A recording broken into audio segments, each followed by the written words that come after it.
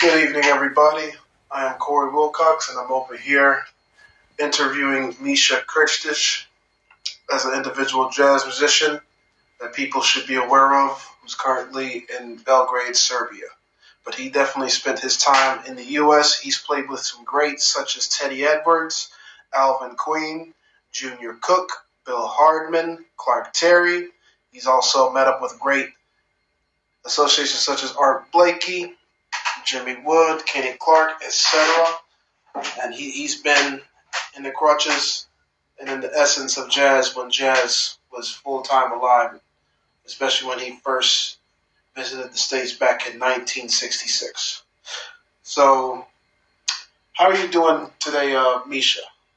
How am I doing? Well, like a retired person. I feel you. I understand. I myself haven't reached that age yet, but I still have... I'm 70. I'll be 78 in September. For sure. And a 37-year-old is interviewing the master. So, my first question to you in this interview is, for starters, what really inspired you to become a jazz musician? Well, one of my uncles had the jazz records, and he was playing double bass in those days, in the 50s. So, first time I heard jazz on his records. Then I started to listen to Voice of America Jazz Hour. Then I started to buy not CDs but LPs. In those days, they had a shop with used LPs that people in communism got from somebody from the West, and they didn't want to keep with them. So they were selling it to those shops, and I was buying in the shops Art Tatum and Errol Garner and Oscar Peterson and so forth. Wow. Yeah, man. Yeah, that's incredible, man. So, especially when you mention those piano players, who are the specific piano players that influenced you the most to become a piano player? Errol Garner. And then later on, Bud Powell. Preach to the choir on that one. Bud Powell, and later on, Winter Kelly and Red Garland, Bobby Timmons. Nice.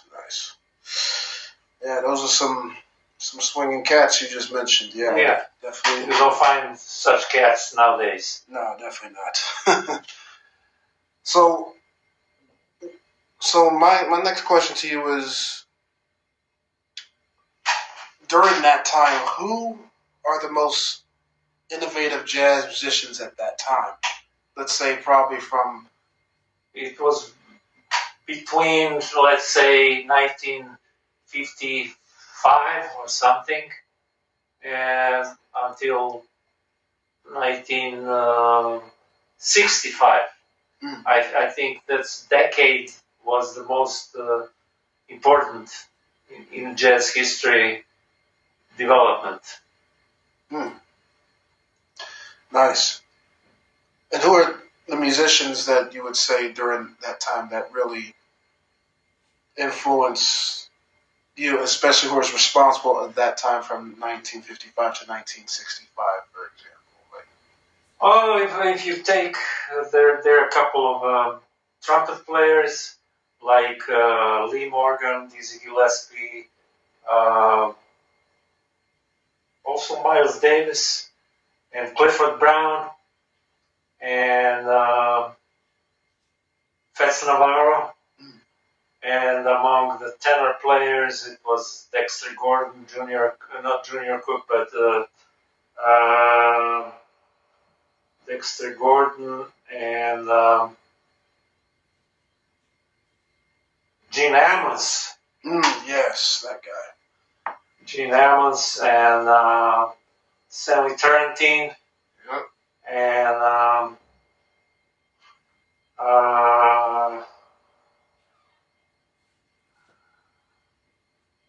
who else? Sonny Rollins. And among the So there is only really important man on certain instruments. There is only one.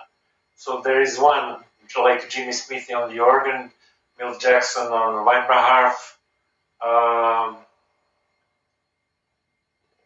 Wes Montgomery on the guitar, and J.J. Johnson on the trombone. Yeah. And what else? I don't know. So there are some bass players and drummers that influenced me. Bass players like Ray Brown, like Sam Jones, Nice. like Israel Crosby. Yeah. Drummers like Art Blakey, like Philly Joe. Yeah.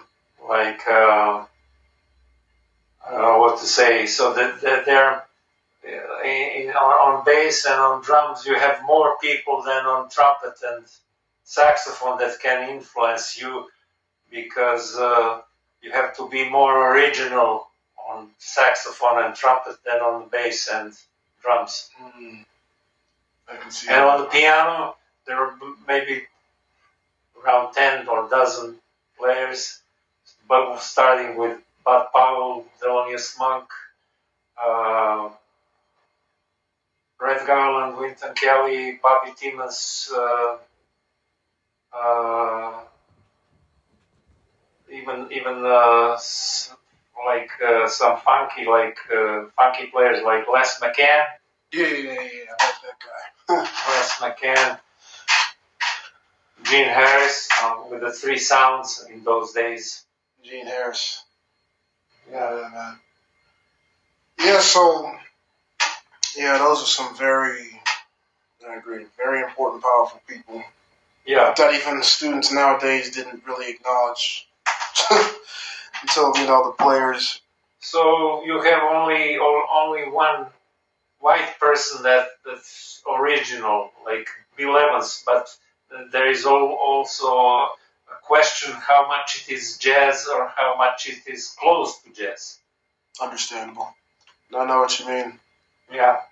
So he did something with chord changes, but as a solo, as his melodies and rhythm is not like it has to be like with other people that I mentioned on piano. That digs deep besides the harmony, like digging deep in terms of the swing.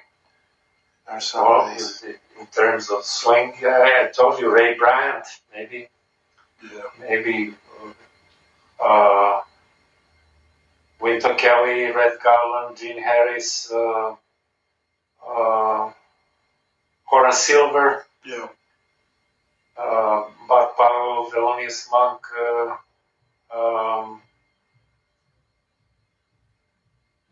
who else? Ahmad Jamal, maybe. Yeah. You can get in there. So the next question would be, after all that's passed and such, and narratives have changed, so is the music per se. I wouldn't say it's for the better, but I couldn't say. No, see, what's the point?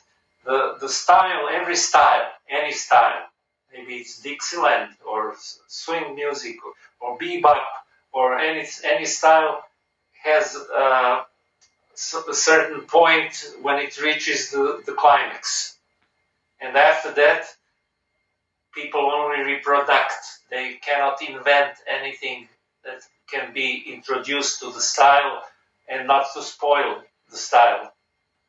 Which definitely has been spoiled nowadays. Yeah. Because we're pretending. So nowadays we don't have people who contribute anything original to the jazz styles from the history, from Dixieland, swing, bebop, hard bop, and so forth. For sure. So my next question is to you. After all that's passed, what is your take? Because some people believe, or many people don't believe.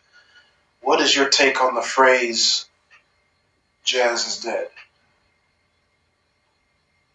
Well, when you say, you can also say Bach is dead, or Mozart is dead, or Beethoven is dead, or Debussy is dead, or Tchaikovsky is dead.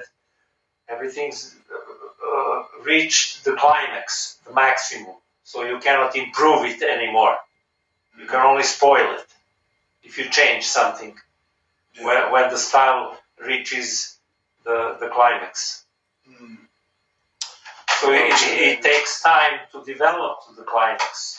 But once you develop the style to the climax, after that you can only spoil it. Mm. And it also has to do with the instruments, because all that styles that we love, starting with Bach and so forth until jazz and bebop, they had instruments that were naturally acoustic, not amplified. If you use amplified instruments, you don't use it for those styles that considered as art. I know what you mean. You can't really fully lock in. So with the electrical instruments, it's only for fusion, mostly for wider audience of people that want to dance or anything else, but not the quality of music. It doesn't reach the electricity. Cannot develop the music as an art, just to sell for money. Gotcha. That's a very deep statement. Speaking of which, based on when you mentioned earlier, from 1955 to 1965, you came to the U.S. You first came in 1966, correct? 66, yeah. So right. What was it like back then when you first? So it was the hippie movement started in those. It was a Vietnam War at that time, right? And it was those same hippies listen to Beatles. It was almost the jazz reached its climax. It didn't develop anymore from 1960, 66, 65, 66. That was the climax. Mm-hmm. So after that, there is just reproduction and not invention. Yeah, you're regurgitating fake stuff, basically. It's not the real essence based on how people used to live back in the day. We're just using it as an institute, almost pretending that we know. You had some development after 1960s, 65, 66 in other styles of music, like salsa, right, or like R&B. I definitely want to get to the salsa question soon when we get there.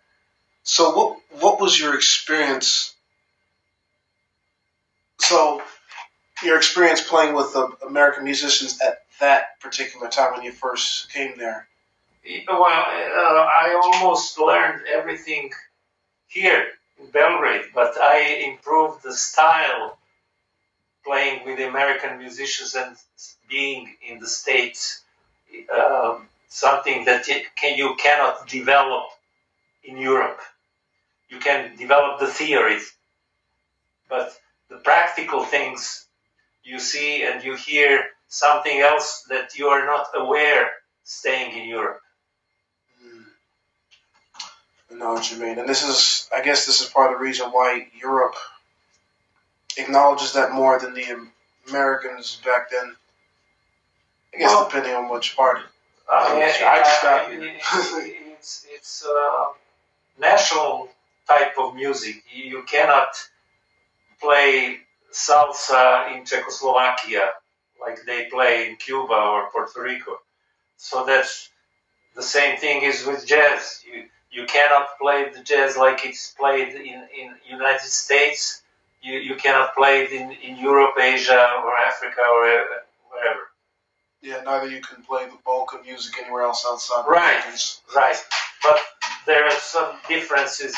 Balkan music doesn't appeal to anyone outside Balkans, and jazz and I like it.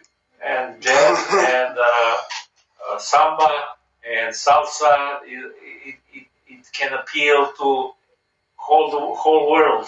I see what you're saying, because it's the roots. It's definitely a big part. Because it has a quality that can be appealed to everybody else in the world. In terms of but Balkan music doesn't have the quality that can appeal to anyone in Britain or France or Italy or Spain or the States or wherever. Like Russian music. Only Russians like Russian music. I'm not talking about Tchaikovsky. That's different. No, I know what you mean. It's just like a certain country is only a big fan of musicians in their country, even if they sound bad. Because it doesn't have enough quality to appeal to foreigners. I can see that. And there is also when people maybe don't know the language of the certain nation that produces quality music, and they don't have to know the language.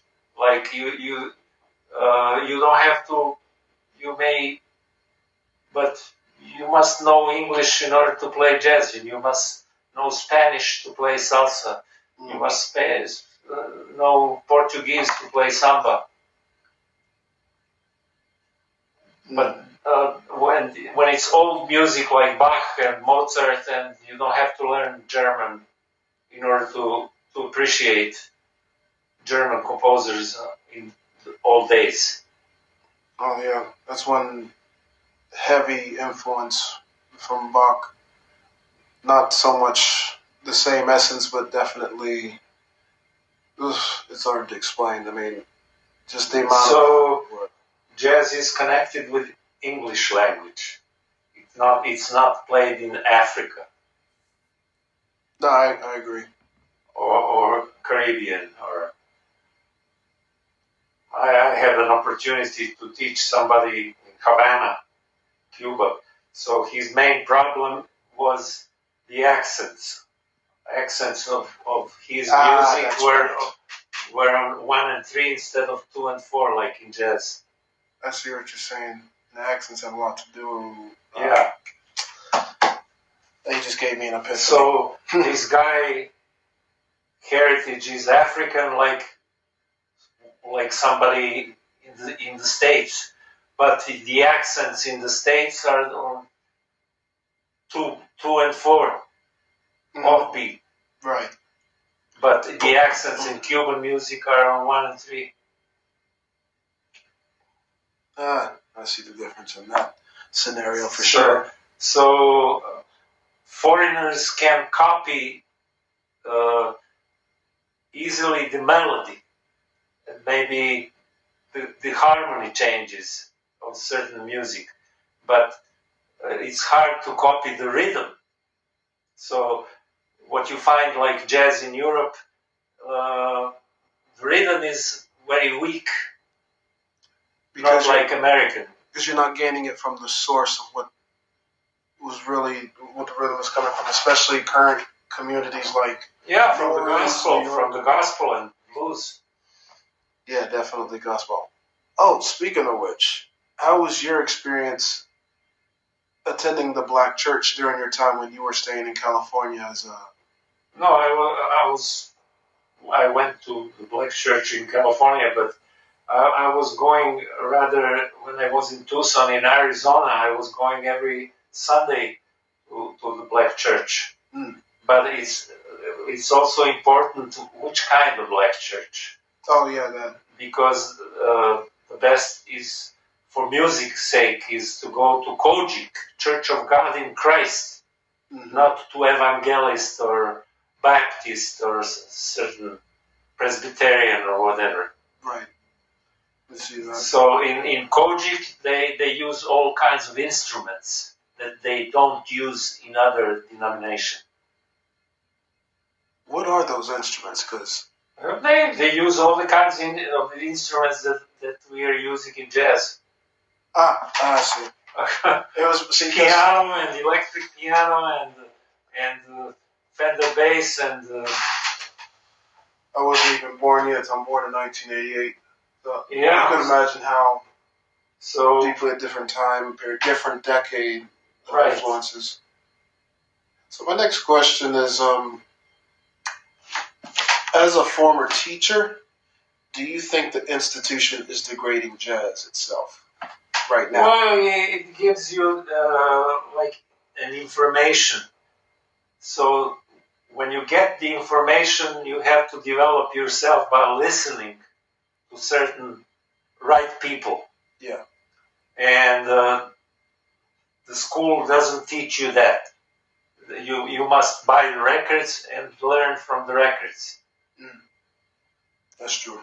You can teach the theory of music in the school, but you don't teach the style. You're not teaching the essence of the language, but you're only teaching the fundamentals. So, yeah, that's definitely true. So, I guess... And you cannot even... There may be somebody, in rare case, that you can teach the style. But in most cases, you cannot teach the student the style because maybe he's not... his ears are not developed so that they can understand the differences of styles. Yeah.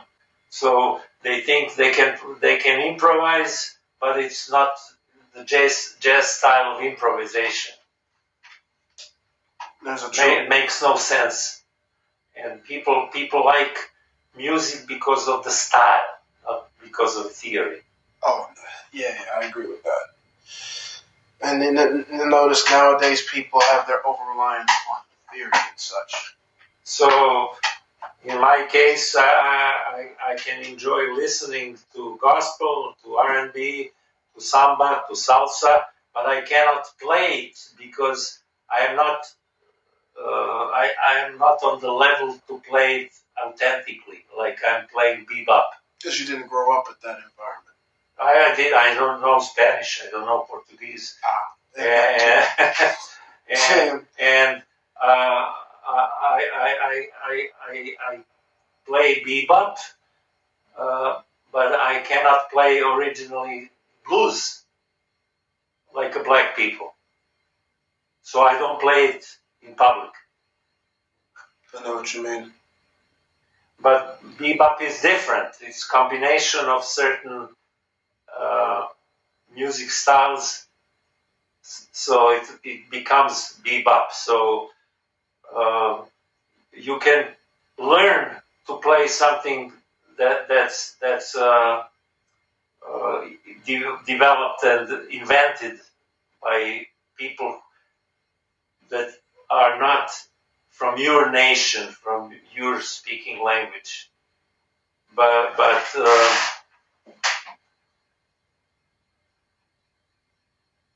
I know what you can reach the level that say, yeah, okay, that's it. You reach the level that can say you play the style like it's supposed to be played.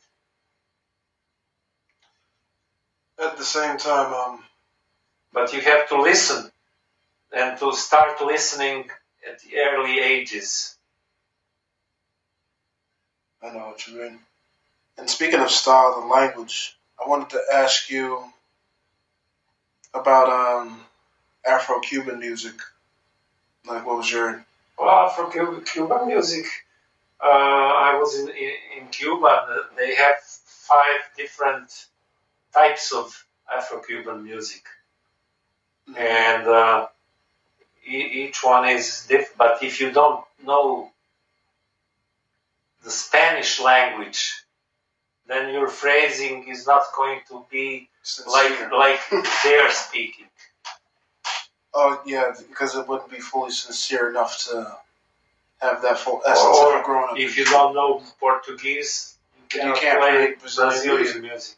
Same goes with Puerto Rico. Puerto Rico means Spanish style music. But still there are some differences between Cuban and between Puerto Rican and Dominican. They all speak Spanish, but they all have different, you can recognize the style. That's not Cuban, that's not Puerto Rican, but it's Cuban. This is not Dominican, but it's Puerto Rican, and so forth. Mm-hmm.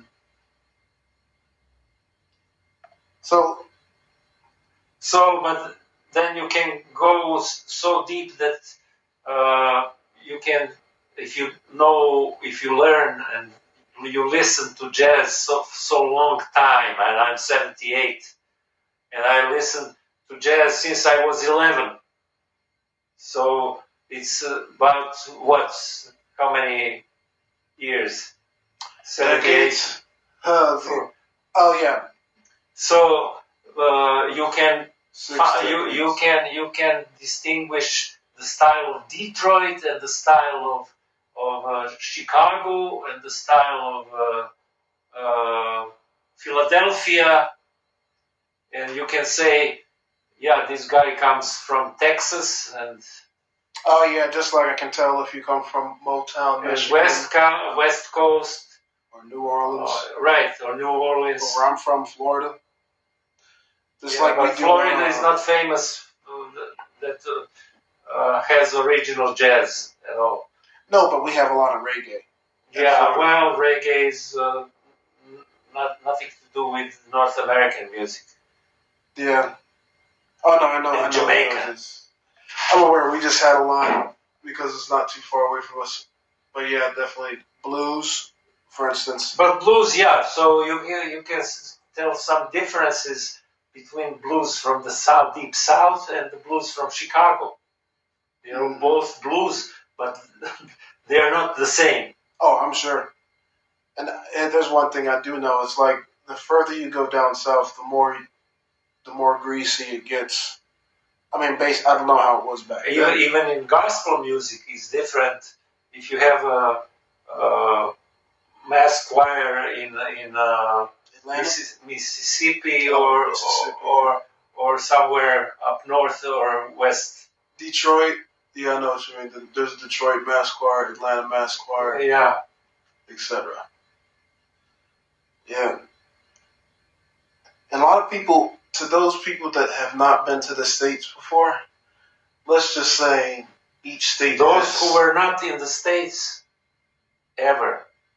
That's never been there. Those people who have never been there, they cannot play jazz authentically. No. And they're not. And they don't believe it. So Russians believe they can play jazz because they cannot tell the difference between American jazz and Russian jazz. We can. Yeah, right. So it's the same with any folk music, like Serbian or Greek or Romanian, or it's all different. I just got through coming from Macedonia, and there are a lot of similarities.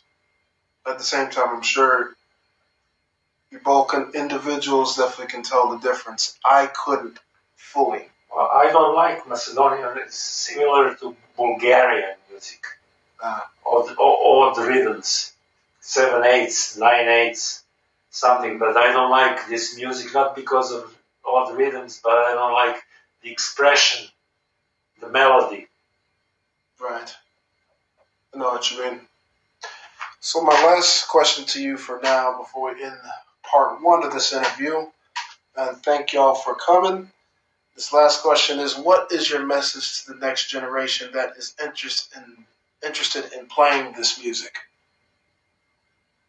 It's the same like they teach kids in a school of classical music. They can learn how to play Baroque music or German classical music, but it's not original style. So you can teach people to how to play theoretically, how to play jazz, but the expression is different. And just like the ideas of how to create rhythms and how to create melody is different. Especially how you so what you find out today on internet as jazz is only technical things. That's what you but see in the classical music they have etudes. Oh yeah, the etudes for sure. Etude, yeah, right. How do you say etude? Etudes. Etudes. How do you say it in Serbian? So nowadays, jazz players play etudes. They don't play dancing numbers. Oh, I see what you're saying. So nobody likes to listen to this except snobs. Institutionalized snobs that look at my pretty student that has got his master's. He's my student. Yeah. I have my head, chest on high, and nobody gives a fuck. You see your colleague the next day, and he says, "We were last night to listen to some folk music, but you listen? I've been to listen jazz," and he doesn't understand anything. What's the jazz all about? It's just to show as a show for the people around. I've been to listen jazz. Speaking of that word, my personal biggest problem when people call it jazz is a lot of them even would make fun when they don't even know what the true essence of jazz is. It's like making random noises. The jazz can be understood only by those who play it. Those who don't play, especially modern jazz, maybe Dixieland. Okay, you don't have to play. You don't have to play, but you can enjoy it and like it and understand the style because it's simple, more simple. But in the case of bebop, you have to be a player in order to understand. Because if you're not a player, you really don't understand. But if you tell the people you don't play it, it's impossible for you to understand, then there is no money for you. Mm-hmm. And there you have it, folks. This is Misha Krstic and myself, Corey Wilcox, this interview. Thank you so much for coming, everybody. This is the part 1 interview. Part 2 will be coming up next real soon. Have a good night, everyone. Keep swinging, if y'all understand what that means.